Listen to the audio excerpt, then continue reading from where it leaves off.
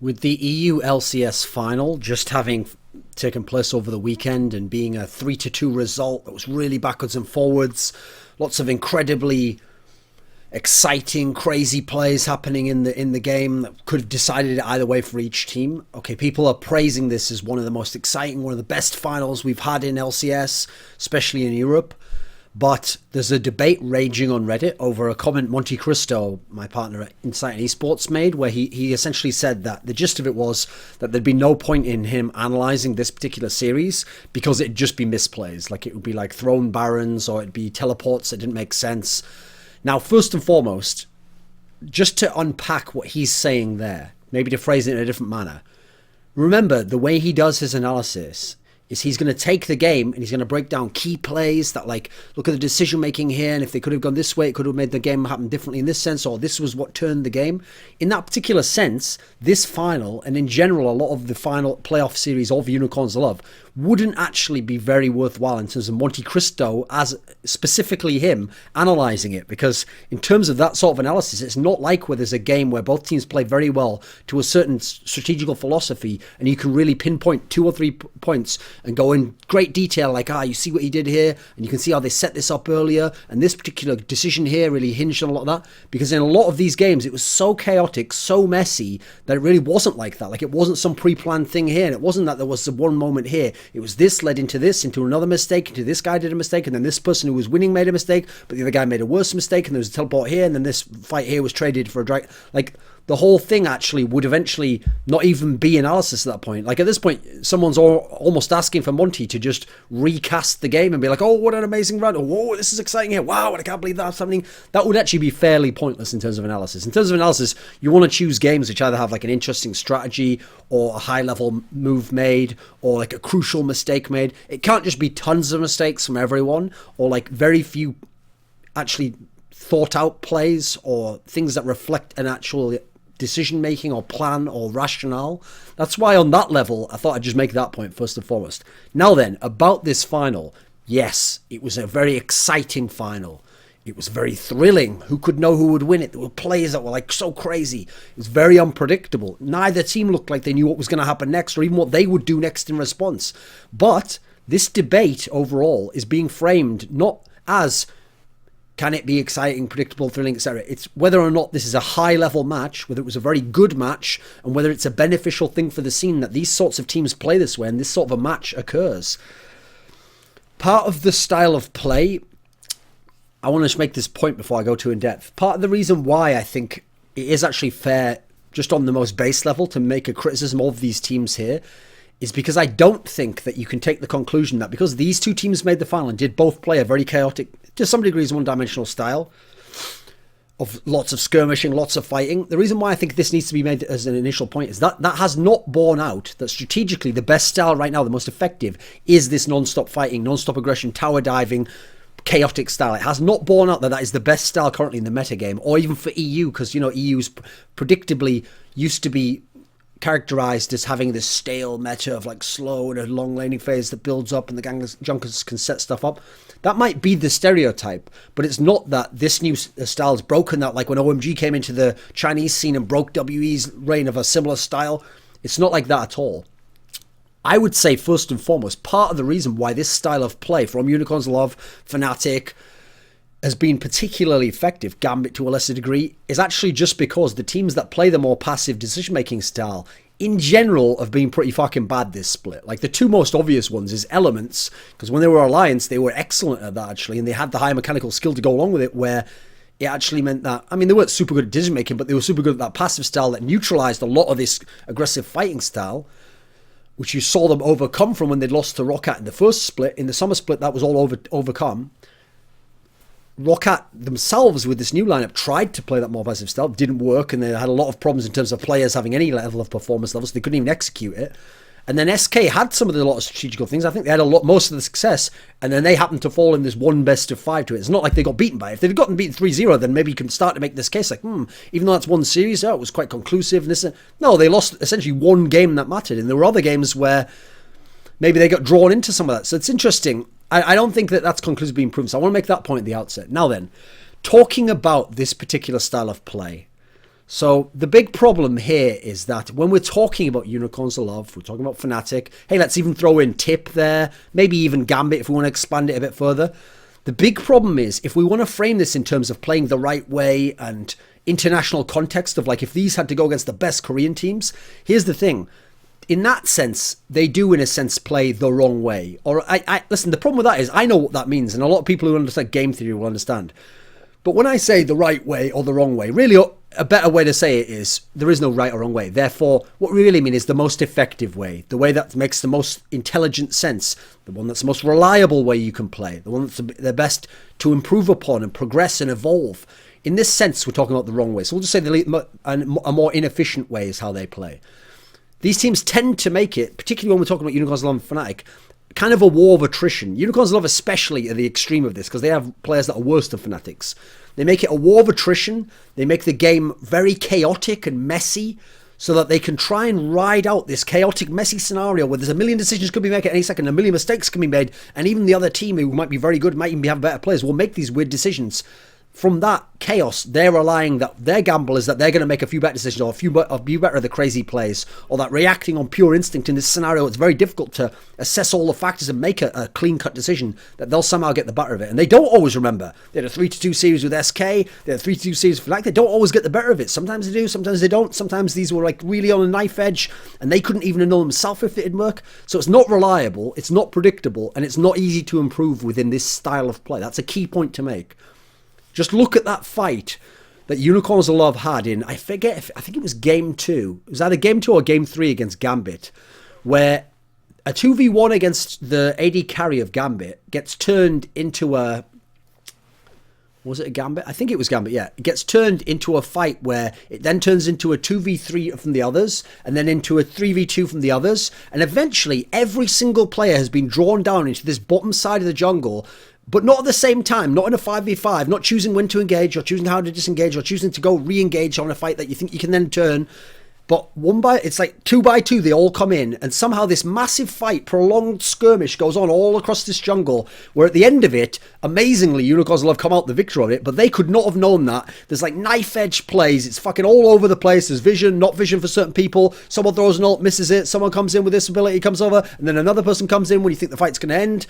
The whole thing's so chaotic that there's no way you can reliably have that as that is not your style. That's actually to a degree. It is your style in terms of you've chosen the initial conditions, but the way it actually plays out is actually almost not a style. It's almost the opposite of a style. There's no distinct identity to this that you can repeat, that's replicatable, that you can look at and say, I can see why they did this because they do this in other scenarios. That's why they themselves can't make, in terms of Unicorns Love, make this work again and again. Hell, even Fnatic went 3-2 with H2K. Admittedly, they didn't always use that style in that series. They tried to go away from it a bit. In terms of people might say, but China is famous for this skirmish, super team fight style and all wanting to fight all the time because they think of the OMG era. And then you think of teams like Star and Royal Club with Insec and Uzi I. They might say, but these teams are famous for that. First of all, remember the team that dominated China in 2014 was EDG, who didn't play that style. They played more of this EU style meta of long lane phase and tried to disengage, try not to have fights, try to get to the late game, have the AD carry the game, people peel for him, he plays in a smart way, intelligently, good decision making, zone properly with the top laner.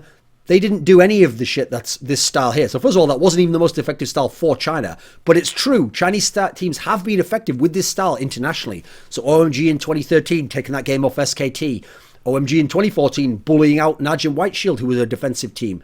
Then you have Star and Roll Club, both seasons obviously going to the final with this great team fighting style. But what's worth clearly pointing out here is that the reason why you can't just take that and go, so see, Unicorns Love could come top 4 of the Worlds, or maybe Fnatic will come top 4 at Worlds. The reason why that doesn't work is because to be able to employ that style, the teams you're talking about had significantly better players mechanically and in terms of overall complete package of skill set and level of players than the teams that we're talking about, Fnatic and Unicorns Love, these Chinese teams. So let's think of those two Chinese teams. Starhorn Royal Club, we'll have the one from last year, and OMG. Right, well, let's think of jungle talent first of all. Starhorn Royal Club had Insec, one of the most aggressive, instinctively aggressive, but mechanically brilliant junglers of all time. And we're going to compare him to Kikis, who's a fairly average jungler skill-wise, And he gets by on these crazy picks and wild things. That's quite different from Insec. Loveling for OMG, a very good 1v1 jungler, a power warrior level of jungler, if you want to use that terminology from the new items. A guy who will battle the other jungler, who'll go head-to-head with him, who's great in team fights. We're going to compare him to Reignover. Fairly one-dimensional guy, mainly getting by from A, some of the weaknesses of some of the other junglers in Europe, B, having great synergy with his top laner, who happens to be a Korean and is having a breakout revelation season. You can't really compare Reignover to Loveling in that particular sense.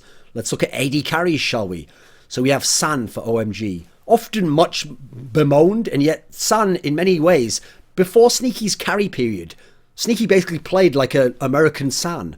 He plays a style that's totally serviceable. You play entirely within your limits. Every now and then you get the opportunity in terms of a champion or a matchup or the way the game's going where you do get to carry, and you do. Otherwise, you just work with your support player, who both actually had weaker mechanical support players. You just make it work, and the rest of your team are going to have the stars at top and mid, like they do in OMG. That's in theory where the other carries were going to be in the past. So San is a much better player than Vardags. Like, that's not even debatable at this point in time. Uzi for Starhorn Royal Club, this uber brute lane bully monster, teamfight god, at least at Worlds, is light years ahead of someone like Steelback in terms of AD carry position and being able to have this aggressive style. So let's not even compare the talent in that sense, because it's not even a conversation when we're talking about the talent of both of these kinds of teams when you're trying to compare like that. Now, it's also the fact that it's not that China did this and so China had found this excellent style that was ahead of the meta and it was better than the Koreans and all the rest of it. No, what made it work for them was that they were also playing the wrong way or the inefficient way, but they managed to brute force their style and make it a specialty. And the way they did that is by having such overwhelming mechanical skill and making that their only focus. That yes, it wasn't good enough, by the way, to be better than the best Korean teams. These are the best Chinese teams. It wasn't good enough to be better than the best Korean teams, but it was still good enough to be better than some of the Western teams who can't do either of the styles to the same degree and occasionally could beat a Korean team like Najin White Shield, who weren't quite at that level in terms of they couldn't execute their own style. So it could out-execute in that particular sense, but it wasn't as good as, like, well, they got their shit kicked in by Samsung White doing that style. I'm pretty sure Samsung Blue, if they'd have played a best of 5, would have cruised past any of these Chinese teams in terms of outthinking them, punishing their mistakes. So to use a basketball analogy, because I can make a great analogy for you here in terms of what's going on here and why you need to understand that the difference is you can brute force it when you max out your talent, essentially. That's what will let you get away with some strategically poor play or poor decisions. In basketball, the correct way to play, the most efficient way to play for the majority of teams is ball movement and to hit the open man. So essentially the concept that is always brought up, there's a great line that goes like this: the ball moves faster than you can run. I mean, that's patently fast. No matter how fast you are, patently true rather, no matter how fast you are at running, I can throw a ball and he can catch it way before you can run over to him. So if you keep moving the ball around and you understand where the defense is going to move to and you can catch them off guard and you can get a man open because people have run to cover you, then you get the ball to him. And in an ideal world where everyone had equal skill, you hit the ball on him, he has an open shot. It's the easiest shot he can make and he makes the shot. And if you do that repeatedly and you get the ball to the open man more than the opponent does, you're going to get easier shots. Assuming equal skill, you're going to make more shots, you're going to win the game. Now then, when you have a superstar player, particularly a superstar player who loves to penetrate, who loves to go one-on-one, then that star player can not only break that correct way to play entirely and just go one-on-one, don't move the ball, let the ball stop. So think of Kobe Bryant, Carmelo Anthony. Make the ball stop entirely and he'll just go one-on-one and the defense sets up, and almost no matter what defensive setup is put in front of him, this player, if his skill is good enough and if his technique and his ability is high enough in terms of basketball skill, he might be able to actually thrive within that. Not only is he playing the wrong way and going to get some results, but he actually might be able to thrive. Now then, will that be better than the overall team approach?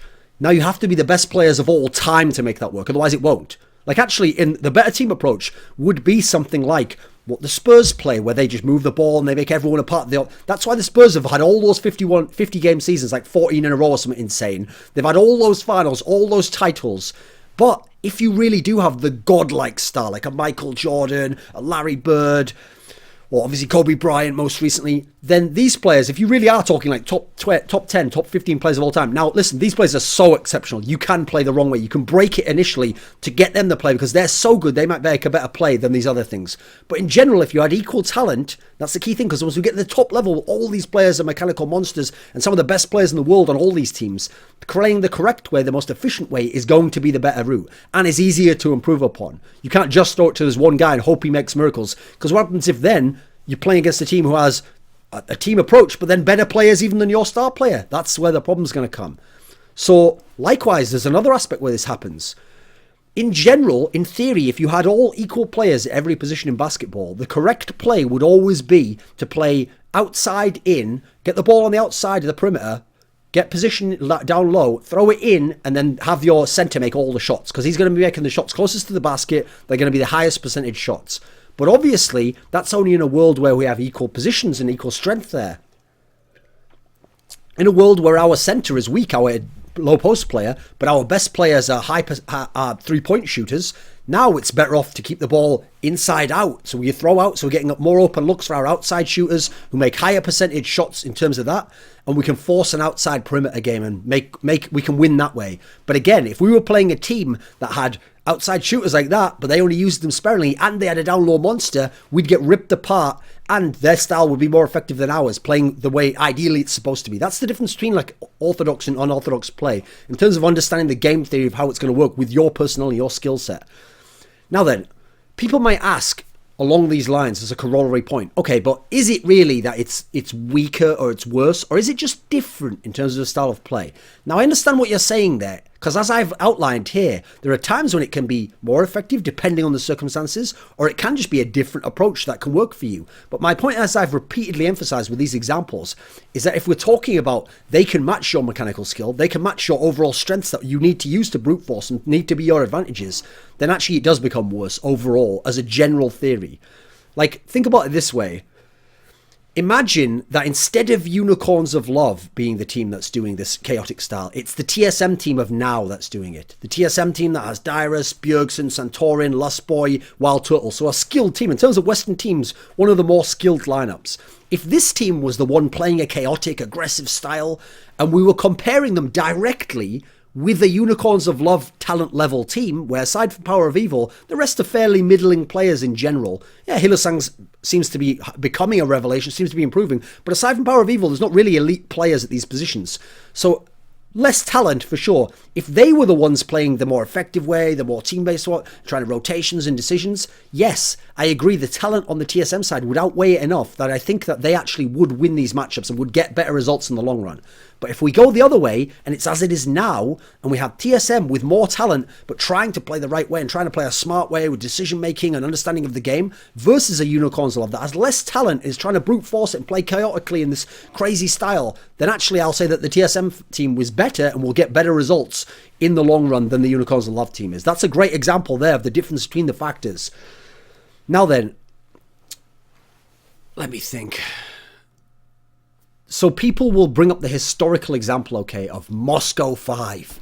Moscow 5, this crazy Russian team that loved to fight and loved to bully people and loved to have these aggressive team fights, and if they were behind, they just forced a team fight and all that. Now, here's the thing. First of all, Moscow 5 at its prime doing that shit, when they were the best team in the world, was literally over 2 years ago. It was more like 3 years ago.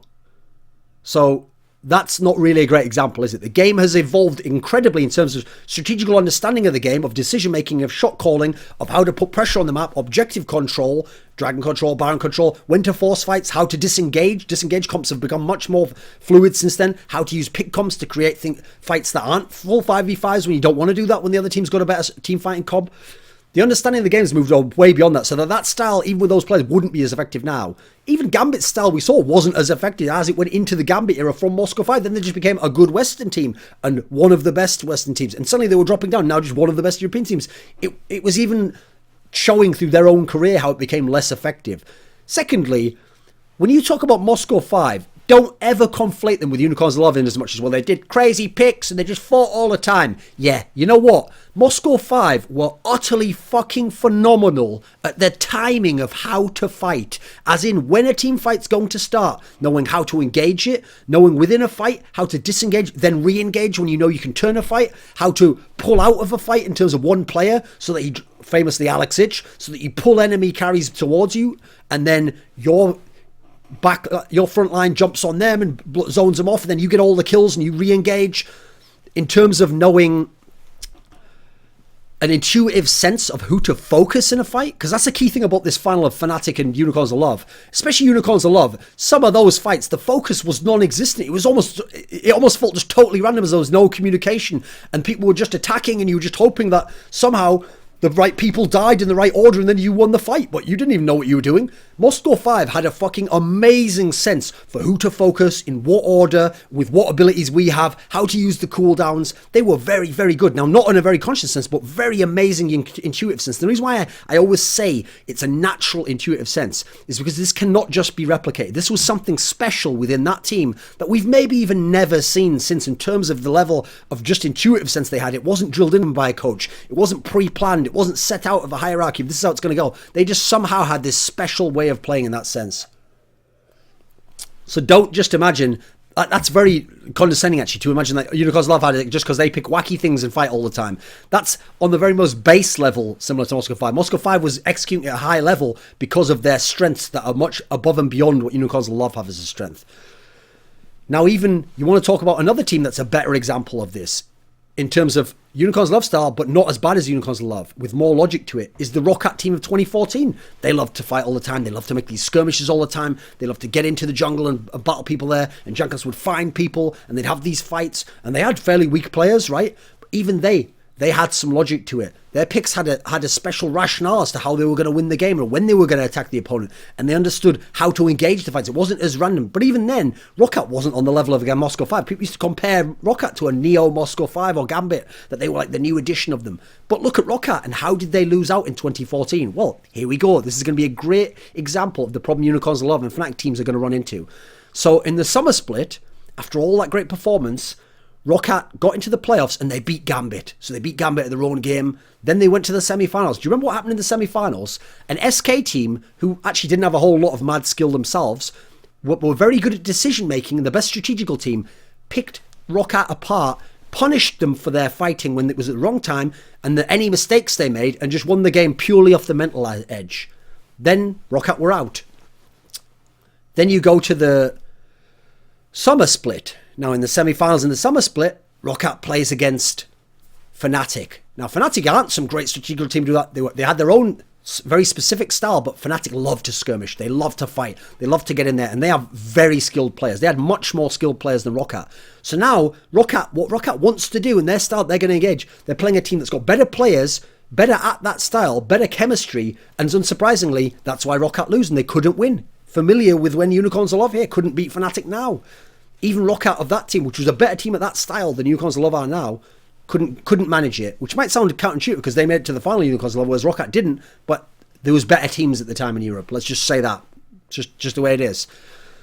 Now then, going beyond that, people might make this mistake that I've seen repeatedly, which is whenever you're having these debates, you've got to put some complexity in it. Look at the nuance, the subtleties, like I'm trying to do here, and unpack them. You can't just make it like there's only two options, binary. Like either you're super aggressive, which means chaotic, just do whatever you want, force the action, or you're super passive, never pull the trigger on a decision, be hesitant, just always try and disengage, always try and defend, never take a chance. It's not those two polarities at all. In fact, the whole point I'm trying to make here is that actually a team that does that, like Elements when they're at their worst, is going to have massive problems. But in theory, like Alliance, when they were at their best, they still had a lot of those problems, but they could also win, right? They were doing that style to the max. Unicorns Love's doing this other style to the max. They can sometimes win, but not as consistently, and they won't do it internationally. Like Elements, Alliance couldn't have won Worlds.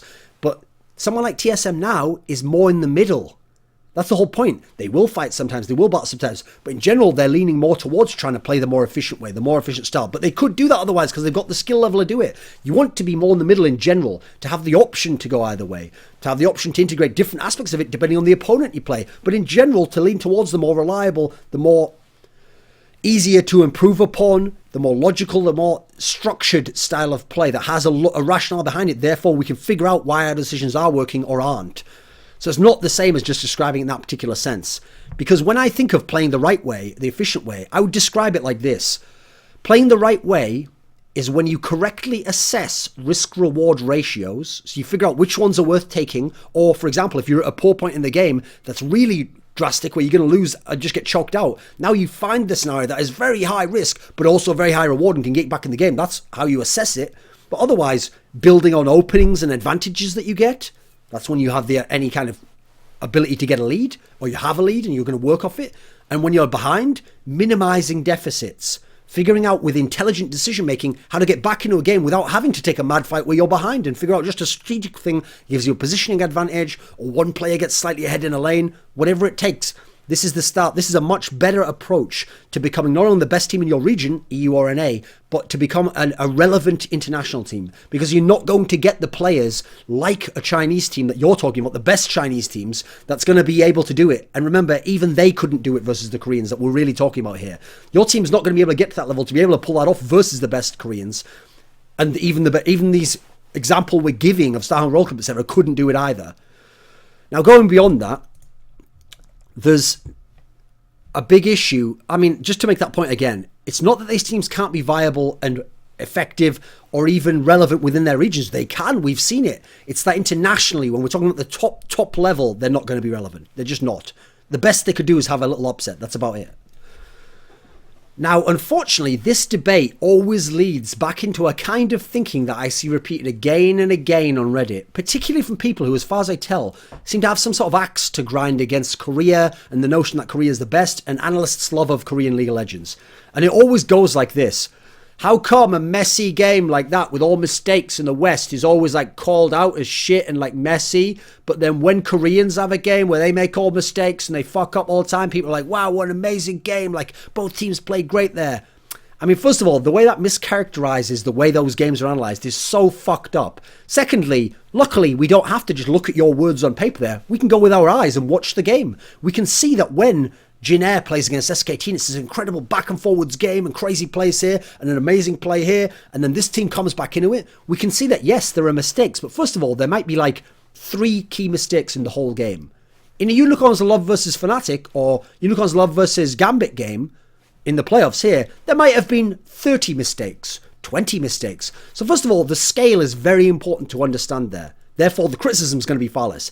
Secondly, there's a kind of mistake that can be made when you're both playing at such a high level that decision-making becomes very complex, and it becomes a game within a game mentally between the teams of like, well, I know that they want to do this, therefore they'll think that I'm going to do this, therefore I'll try and do this to fake them out when I'm actually going to try and go back to this. And sometimes, to give a Counter-Strike analogy, in Counter-Strike, there's lots of spots that the pros will sit in, okay, which are the most efficient spots. And as a result, sometimes in a pro game, it's actually correct to gamble on a certain round and sit in the wrong spot, a really noob, open, bad spot, because they'll never expect you to be there. But you wouldn't do that every time, and you would only do that in very specific cases where you're trying to mind game the opponent. And that's what can at times be happening here with some of these mistakes, some of the chaotic plays that happen in the Korean region. It's not the same as when the same, what looks... This is a very rare example I'm giving. This isn't the most of them, but every now and then there will be a player that looks like the same sort of mistake. But actually, what's happening there is the Western player just made a mistake there. He didn't have any of the rationale behind it. He just fucked up, didn't know what he was doing, or made a misplay there, or just didn't think of it, tunnel visioned on something and fucked up entirely. And even if it looks slightly similar, it can be characterized differently. That's why nuance is so important. And that's why the people who bring up that sort of spurious logic will always remove nuance. They'll always phrase it like that and make it so it's just one sentence against another one. That's all you're comparing. You're not ever looking at a game. They never give an example of a game. They never say, this game, at this minute, this fight here, look, notice how the Korean casters said that this was a really great fight, but look at this game in the West, at this moment, this mistake, that's the same exact sort of mistake, but it's unfairly done. They never give you nuance or subtlety like that, because I think secretly deep down, first of all, I imagine some of them don't actually watch Korean League of Legends, if I had to guess. Otherwise, the ones that do either don't understand it or are willfully ignorant. Like, they don't want you to go and look at these ones, because if they did, their arguments would collapse. I mean, if I thought something was fucked up as a total opinion, I'd start giving out examples so people could go and look and say, oh yeah, I've seen the evidence is compiled there. This is a great point. Why do these people never do it? So that's a challenge I'd make, first of all. Secondly, if you want to see beautiful play within the Korean region, but not even from the best Korean teams, like, okay, SKT is a fucking amazing team. GE Tigers is phenomenal. EDG in China is amazing. But if you want to see great play from teams who aren't even the gods of Korea, go and look at CJ and Jin Air when they play some games. CJ's way of winning games against teams that have more skilled players, Jin Air's ability to control, stay within games, battle back through games where they had a deficit. These lesser Korean teams, third and fourth best teams, at least in terms of the standings, they show a much deeper understanding of the efficient way to play the game, the strategical approach, the subtleties and nuances of the way a game plays out and their win conditions and their opponents' win conditions than Fnatic and Unicorns Love, who are the best in Europe at the moment this season in terms of how the playoffs played out. That's not even really very debatable if you really go and look at the games, in my opinion. And I think if you're an expert and you did it, that you'd be able to find lots of great examples to showcase this. Now, in terms of Monte's prediction, or rather his predilection for perfect strategy. And we know the most extreme example of this is that famous CLG, I think it was versus Dignitas game in, I think it was the spring split of 2014, where they won with like 4 kills, where they just executed the game out every single way. So it was always a bad decision for Dig to attack, and then they just managed to win the game with like 4 kills. That was it. Now, I know he praised that. That was the extreme end of his strategy, okay?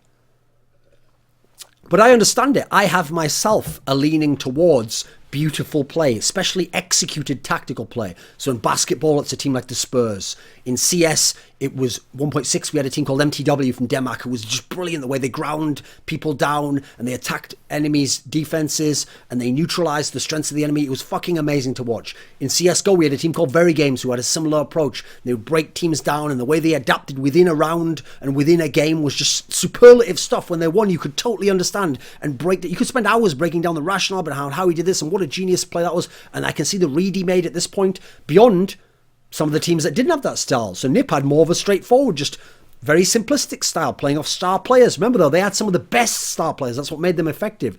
Or some of the Russian teams had insanely high skills so they could brute force it, kind of like the Chinese teams. The point here is, if you have different factors, that decides how effective your strategy is. But the problem is you can't do the brute force style unless you can brute force it. And you won't be able to brute force the style if you have weaker mechanical skill than your opponents.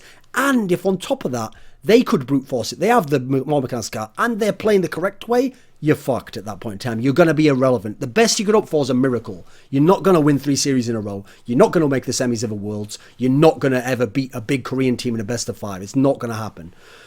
So we're not actually talking here just about preference. Like, I like Very Games here, and I like this style in basketball. What we're talking about now is, if everyone had equal, or better to use the examples here, maxed out skills, then there would be a better style. There would be a style that in the metagame would win out, at least how things play now. So I thought this was an interesting discussion because it went from just this match that we all just watched recently, and obviously was a cool match in some senses, very exciting, very thrilling, but it also goes into some general topics of game theory, how teams have battled out, historical evolution of the game in terms of what works at different points in times and what strengths you need to overcome those weaknesses in terms of strategical aspects.